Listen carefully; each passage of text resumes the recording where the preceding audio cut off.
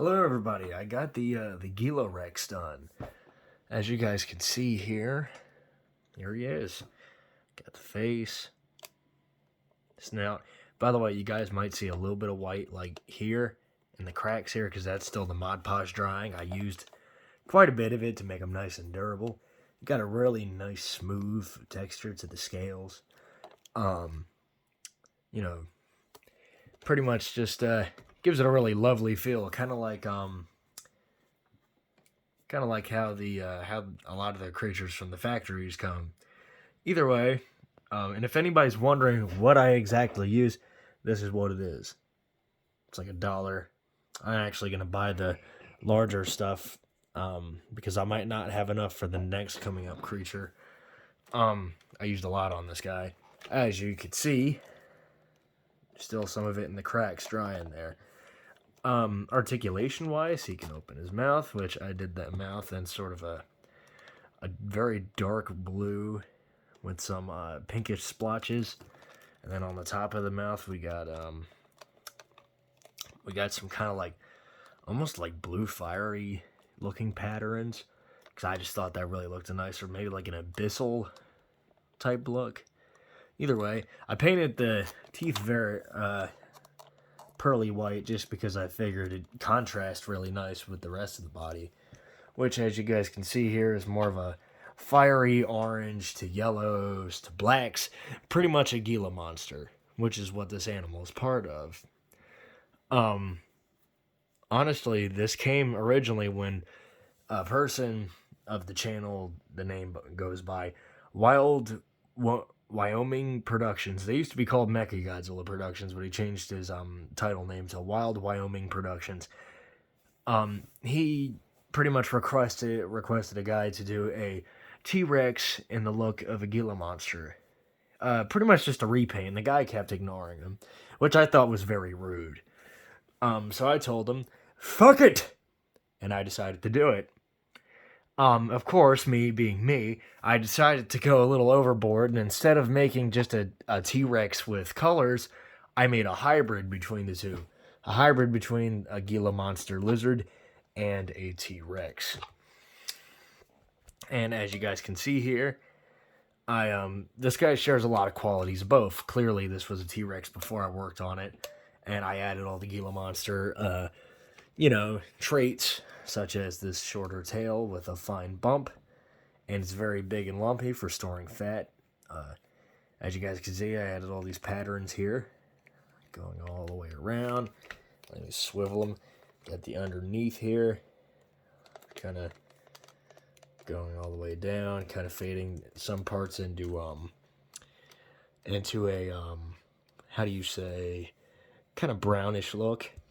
And then, as you guys can see here it says Gila Rex. For anybody who might possess this when I'm dead, whenever that is, at least they'll know its name, which you could probably guess what this thing is. And then, of course, as par for the course of hybridization, the creature has quite a few different traits of the Gila monster side, including these arms. Yeah, this beast has arms with very long claws at the end. The claws being near the same color as the hands, which it's kind of hard to tell what is finger and what is claw, but pretty much see right here, this is where the finger ends and that's where the claw is. It's a very long claw. And it varies for each hand. By the way, if you guys were wondering what that clicking noise is, this was originally a Stomp and Roar T-Rex by Mattel.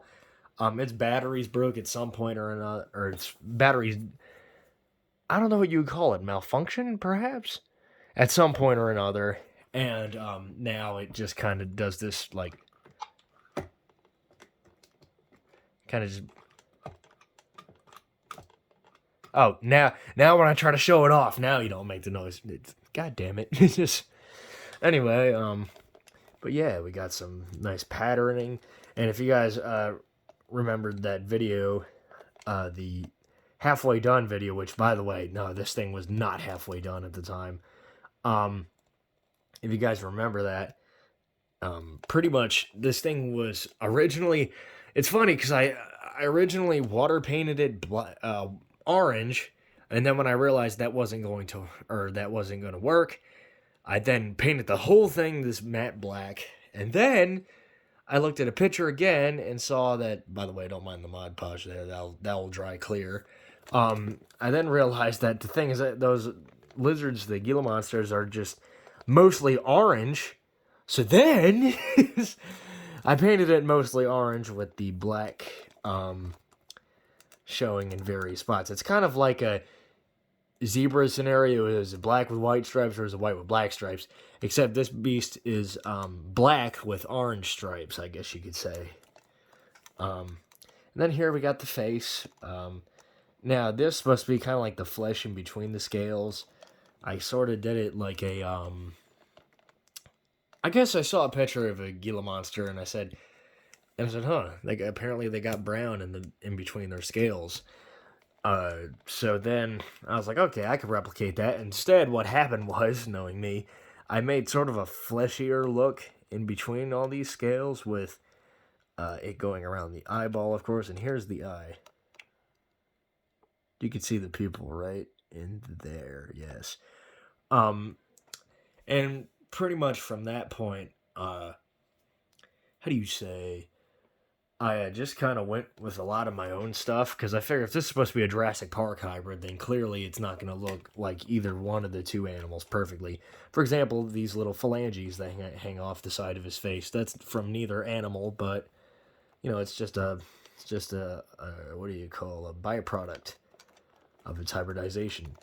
Going up to the top of the head here, sorry for the white, the Mod Podge didn't dry in time. You got these sort of, sorry, I got limited space to work with. Got sort of these scales here that run down the snout with a little bit of black and a smidgen of navy blue running right here.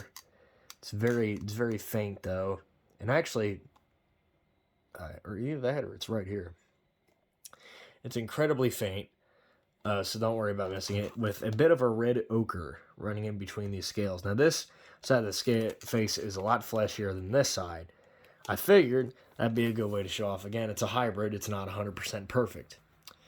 And then we got the feet here, which actually, I didn't do the feet with the Mod Podge because I just wanted the rest of the body to dry. I figure I could do that either after this review or in a few days, because I won't be here for a day or so. I got to go off on a trip to learn some stuff. Anyway, and then we got in between the leggies, and we got the back of the, I think, ankle, which has some scoots there.